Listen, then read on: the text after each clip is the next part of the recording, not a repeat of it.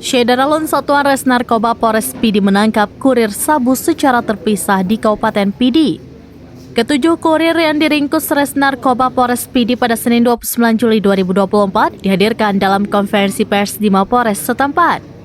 Konferensi pers tersebut dipimpin Kapolres Pidi AKBP Caka Mulyana. Kurir sabu yang dihadirkan polisi menggunakan baju tahanan. Seorang pelaku adalah gadis cantik berinisial Z 19 tahun warga Kecamatan Mane Pidi.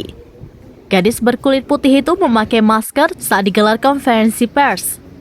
Selain itu, kurir yang dihadirkan adalah lelaki berinisial AZ 18 tahun dan RD 34 tahun, keduanya warga Kecamatan Padang Tiji. FK 36 tahun warga Kecamatan Bate dan CL 36 tahun Tani warga Kecamatan Muara 3. Selanjutnya MR 30 tahun warga Kecamatan Kota Sigli dan AL 19 tahun mahasiswa warga Kecamatan Kota Sigli. Kurir sabu yang berhasil diringkus polisi melalui penyamaran polisi yang menyamar sebagai pembeli. Sesuai data polisi, sejak Januari hingga Juli 2024, sekitar 61 warga Pidi ditangkap karena narkoba.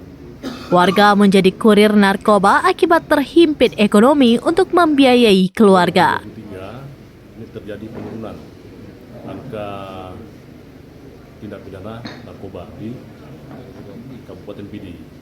Untuk saat ini sampai dengan bulan Juli kita sudah menangani kasus sebanyak 60 kasus dibanding dengan tahun 2023 sampai dengan bulan Juli itu terjadi 75 kasus. Kalau yang perempuan ini ya memang kita lihat bersama bahwasanya ini semua faktor ekonomi ya.